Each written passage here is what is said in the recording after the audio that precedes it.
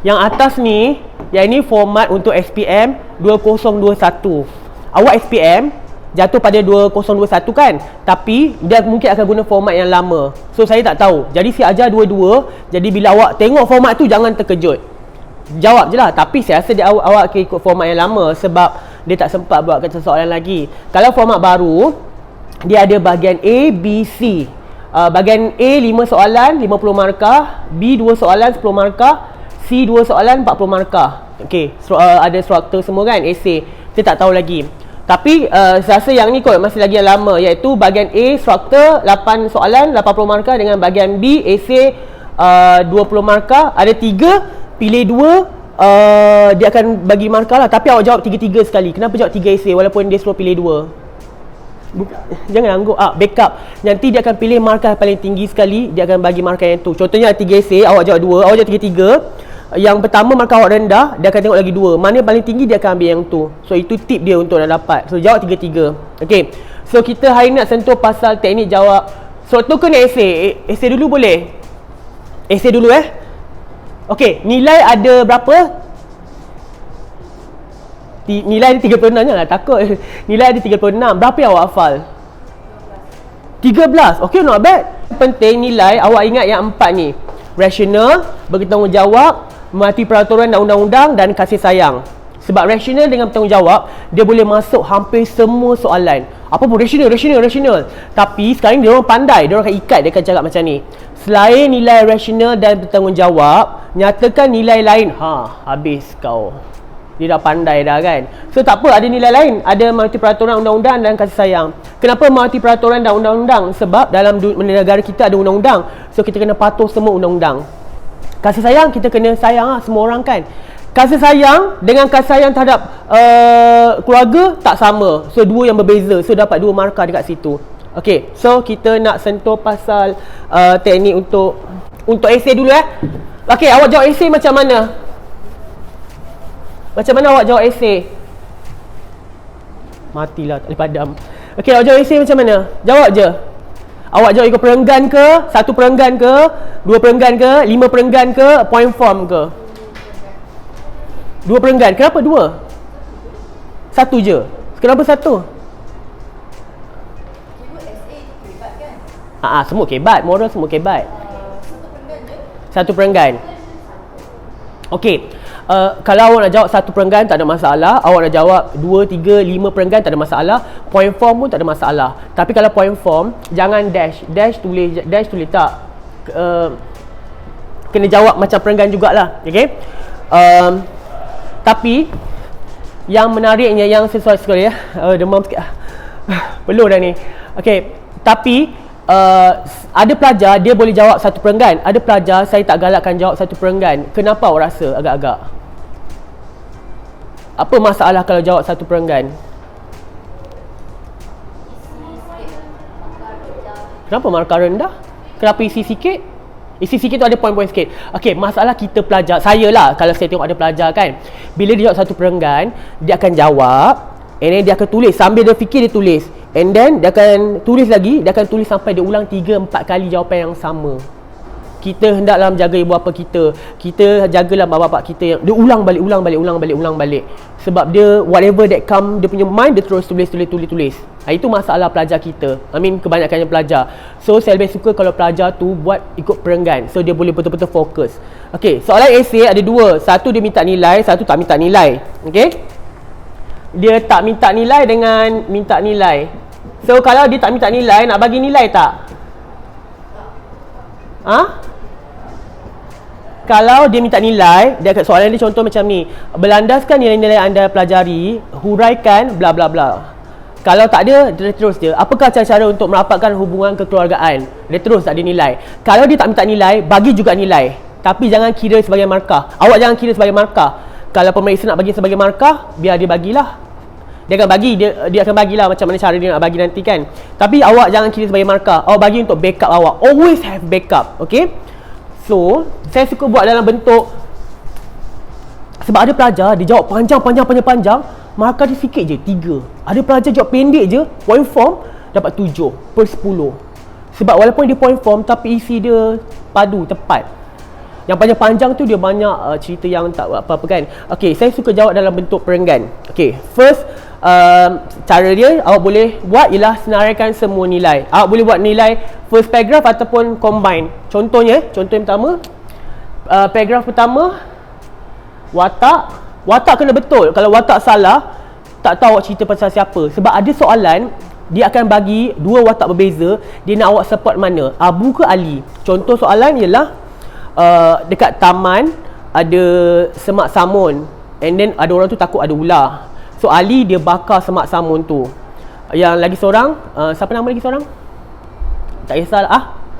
Memeng Memeng dia tak suka. Dia kata macam kalau kita bakar semak samun tu, nanti kan alam sekitar kita sekarang rosak, nanti jerebu apa semua kan. Dia tak suka. So awak backup yang awak setuju yang mana. Yang ini masalah pada awak.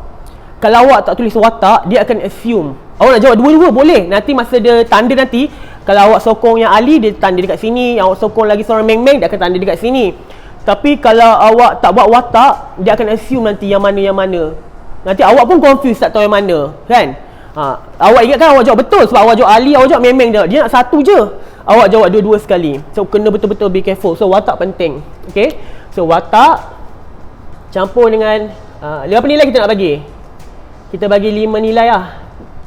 Okay, Ali mengamalkan nilai apa-apa, koma, bagi 5. Kenapa 5? Sebab awak bagi, dia maksimum nilai kita boleh bagi ialah 3. 3 maksimum. 3 maksimum maksudnya dalam esei awak, kalau awak bagi 10 nilai, 36 nilai, kita boleh bagi 3 je markah. Let's say 36 nilai awak letak dalam tu, semua betul 36 tu ada dalam skema, 3 je markah kita boleh bagi, maksimum. Okay, kalau dia minta nilai, awak tak bagi nilai, awak bagi pandangan, idea, minimum kita boleh bagi, minimum kita kena bagi 1 nilai. Maksudnya idea awak tadi tu, walaupun awak bagi 20, 30, markah penuh berapa? 10 kan esei. So awak tak boleh dapat 10, walaupun awak bagi 20, 30, awak boleh dapat 9 saja. Sebab kena ada minimum 1 nilai. Mesti ada. So kalau nak selamat, awak beritahu watak, awak letak 5 nilai, sekurang-kurangnya dekat sini dah boleh dapat 3 markah dah. So perlukan lagi 7 je dekat sini untuk isi. Tu dapat 7 markah. Senang kan? Tapi banyak orang salah, tak dapat nilai yang ni. Okay, ada pelajar dia buat macam ni. Paragraf kedua, dia buat huraian, dia buat contoh. Paragraf ketiga, huraian, contoh. Okay, ada yang pelajar dia takut letak nilai dekat sini, dia letak dekat atas. Ada pelajar dia suka letak nilai dalam perenggan. Contohnya, perenggan keempat kan, nilai, nilai, huraian, contoh. Kenapa pelajar ni letak nilai dekat sini? Ada pelajar dia suka nilai tak campur dekat sini.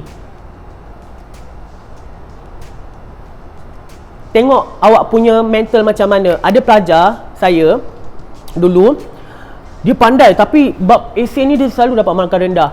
Dia nak cakap bahawa cara kita nak merapatkan hubungan kekeluargaan semua tu ialah membawa anak-anak pergi tokong, pergi semayang semua kan, pergi rumah ibadat. Okey, jawapan tu betul. Nilai dia salah. Dia dapat jawapan otak dia ialah bawa anak-anak pergi rumah ibadat. Nilai tu dia fikir rumah ibadat mesti kepercayaan kepada Tuhan. Nilai tu tak salah. Nilai tu salah. So dia tak dapat markah kat nilai tu. So dia takut saya ajar dia letak semua nilai kat sini, and then sini huraian contoh je.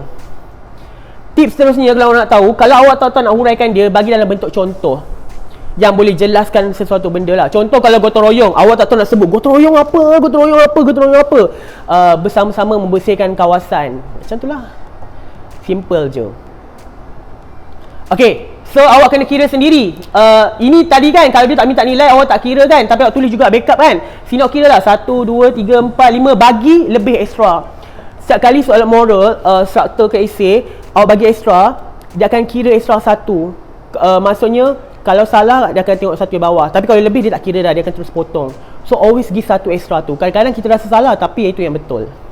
Okay, so hari ni sebenarnya kena belajar pasal nilai tema kekeluargaan. So kita test dulu boleh tak? Saya bagi 1 soalan esei, kita test tengok markah siapa yang paling tinggi. Alright, awak nak tengok kertas nilai ke tak? Tak? Okay, kita try .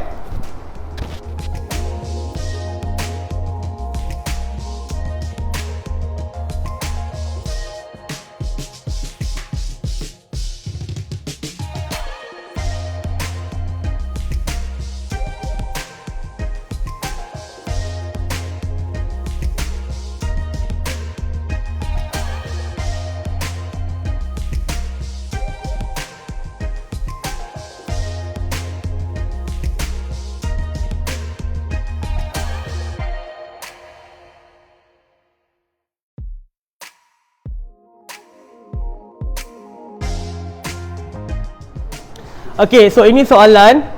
Keluarga yang harmoni dapat dibentuk apabila semua anggota keluarga bersatu dan mengelakkan konflik antara satu dengan lain. Terangkan aktiviti-aktiviti yang boleh mewujudkan sebuah keluarga bahagia. Atas tu ialah rangsangan. Tujuan dia untuk bantu awak nak beritahu soalan ni pasal apa. So dia nak tahu pasal keluarga. Ada rangsangan yang simple macam ni. Ada rangsangan dia panjang sampai satu page. Dia buat peta minda lah, peta alih semua. Yang itu kadang-kadang pelajar confuse. Sebab dia tak faham maksud. Apa maksud ni ya? Apa maksud konflik? Apa maksud? Dia dah confused dah. Okey, tengok soalan je. Terangkan aktiviti-aktiviti yang boleh mewujudkan sebuah keluarga yang bahagia. Okey. So soalan ni tak minta nilai, tapi saya minta awak tulis juga nilai sebab ada keberangkalan lagi bagi markah kan. Okey, so tapi untuk yang ini saya tak tanda dah nilai Sebab nilai pun sama lah. Saya sayang, kasih sayang. So saya potong teruslah. Tapi dalam exam bagi nilai. Sebab nanti dia akan bagi markah juga nanti. Okay, but every year pemarkahan dia berbeza. Sekejap. Okay, Wang. Wang jawab, keluarga boleh selalu bermain badminton pada masa lapang. Okay, baguslah aktiviti kan. Okay, bermain badminton pada masa lapang. Kita bagi satu markah. Keluarga akan berasa gembira dan perasaan sayang.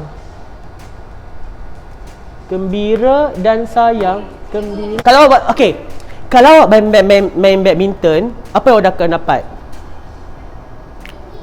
Bukan dapat tinggi. Main badminton tinggi? Tak, bila kita dapat main badminton, kita akan bekerjasama satu family. Kita akan menjadi badan sihat semua kan. So yang ini bahasa gembira dan perasaan sayang. Awak nak say strict ke pejam sebelah mata? Okay, ini kita boleh bagi markah. Okay, kita skip dulu yang ni Okay, aktiviti yang boleh mewujudkan sebuah keluarga bahagia ialah mempunyai hari keluarga, mengadakan aktiviti hari keluarga, buat aktiviti hari keluarga. Tapi tak apalah, kira faham lah ni. Okay, satu. Contohnya berjoging. Hari keluarga ada jogging ke? Mana ada hari keluarga jogging? Ada hari keluarga jogging? Okay, saya takut satu je. Kalau yang ni dah main badminton, dia dalam STEM sama. STEM maksudnya jawapan kertas skema tu bersukan. So yang ni dikira bersukan, yang ni pun dah kira bersukan. So yang ini boleh jadi ulang jawapan. So dia tak kira markah. Sebab dah ada dah satu, mungkin boleh tukar. Tapi ini ada markah. Hai keluarga. Minit kau. Okay. Sambung sekejap sambung balik tadi. Hari keluarga betul. Yang jogging ni saya takut dia dah kira sama badminton. Sebab dia kira aktiviti yang sama, bersukan. Tapi hari keluarga ni betul lah. Sebenarnya hari keluarga kita buat apa biasanya? Shopping, sukan neka, yang lain dalam bunyi apa semua tu kan. Ini satu dah ada. So contoh kita bagi salah. Okay, tapi yang bagusnya, okay, tolong dekat sini ada makan bersama dengan keluarga. Ini satu aktiviti yang lain. Makan bersama supaya keluarga menjadi lebih bahagia. Okay, satu. So sini dapat dua. Okay, yang ini pula ada pelajar dia boleh bagi huraian, bagi contoh. Ada pelajar dia bagi contoh saja semua. Aktiviti. Tak payah explain. So awak boleh pilih mana satu awak nak yang awak selesa. Okey, yang ni nilai kita tak tengok kan. Meluangkan masa dengan membuat aktiviti menarik. Menarik tu seperti apa? Berkelah. Berkelah ada tak? Tak ada kan? Dengan keluarga kan? Okey, ni satu boleh. Tepi pantai, rasa gembira dan senang hati. Macam dah baca ni, sama kan? Ni sama kan? Yang ni sama.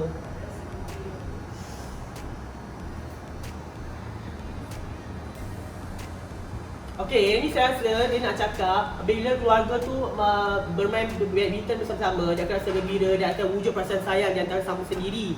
Untuk wujud dia akan sayang ni, dia akan sayang. Tapi dia shortcutkan jadi sayang. Tapi awak kena hati-hati, sometimes takut yang ni sama dengan nilai. Tapi yang ni rasanya boleh kira lah kot ni satu, ni kira satu. Tapi kalau saya ambil ni satu, yang ni dah sama dah. Senang hati dengan gembira perasaan ni lebih kurang sama ni, gembira. So ni ulang Okey, ni kita tak tengok nilai. Saya akan membincangkanlah. Tapi tak apa, dia tak. Kalau ejaan salah, kalau perkataan yang awak salah eja tu tak wujud dalam dictionary, dia bagi markah. Dia faham apa nak cakap. Kalau dia cuba, dia faham lah. Kita baca kan, membincangan ni, pembincangan kot. Tapi kalau membincangan ni ada sejenis buah, oh salah lah. Dia nak cakap buah bincangan, macam tu. Maksudnya benda tu wujud dalam dictionary. So ni tak wujud kan. So tapi kita faham apa nak cakap kan. Bincang masalah. Untuk menyelesaikan masalah. Boleh 2 1 berapa? 3 4 1 ni 2 kan? Ni 2 3 4 5 5 7 mana ni 3? Oh yelah. Okay, 4 orang je ada dalam ni kan. Okay. Alright. So kita nak bagi contoh jawapan yang simple, yang senang sikit lah. Apa lagi aktiviti lain yang awak boleh fikir? Satu je, apa-apa. Mengadakan boleh okey, nilai saya tak bagi sebab dia tak letak nilai kan. Tapi dalam exam letak juga nilai. Okey, keluarga boleh mengadakan aktiviti bergotong royong. Okey, saya titik. Kenapa saya titik? Sebab kalau kita sambung satu ayat, ada pemeriksa dia faham, dia boleh pecahkan awak punya isi. Oh ni satu. Ada pemeriksa yang akan baca semua, tiba-tiba ni sampai sini satu. Kita tak nak, kita nak satu markah. So kita nak beritahu dia kat mana markah kita kan. So kita beritahu dia, okey, keluarga boleh mengadakan aktiviti gotong royong, titik, satu markah. Bagi satu markah. Tu dia bagilah satu markah. Okey, ya ambil lah satu markah. Okey, dia bagi kan. Okey, kemudian nak bagi contoh. Tulislah. Contohnya apa? Tadi kata gotong royong. Membersihkan kawasan kedudukan. Apa? Kedudukan. Kawasan perumahan, kawasan sekitar rumah lah.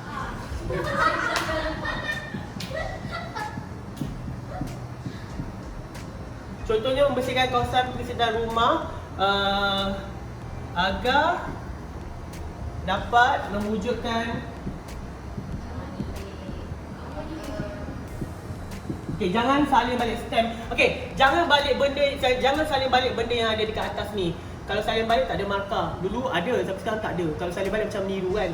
So awak tukar sikit boleh agar dapat mewujudkan hubungan kerjasama apa? Macam dapat mewujudkan harmoni. Ada harmoni kata ni?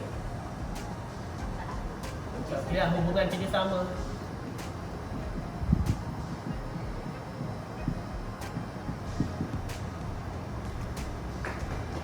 Anggota keluarga. Okey. So nanti sebab orang titik, keluarga boleh mengadakan aktiviti gotong royong. Satu markah. Awak dah tu. Contohnya walaupun contohnya kat depan kan, biasanya contohnya dekat tengah-tengah ayat kan. Tapi ni saya tulis depan kan sebab saya nak mudahkan dia. Sebab dia tak penalize dalam bahasa kan. Contohnya membersihkan kawasan sekitar rumah agar mewujudkan hubungan. Okey, yang ini sama ada dia boleh jadi satu markah ataupun dia boleh jadi dua markah. Sometimes dia jadi dua markah. Tengok boleh tak jadi dua markah. Contohnya bersih kawasan sekitar rumah agar dapat mewujudkan hubungan kerjasama. Satu je lah. Kalau saya satu je. Ada pemeriksa dia akan bagi dua. Dia akan bagi dua macam ni. Ni satu lagi. Lepas tu ni dia bagi lagi satu. Macam saya strict sikit. Tapi ada orang yang akan bagi. Okay. Tapi elok macam ni lagi. Tulis panjang-panjang macam ni. Okay. Alright. Itu saja. So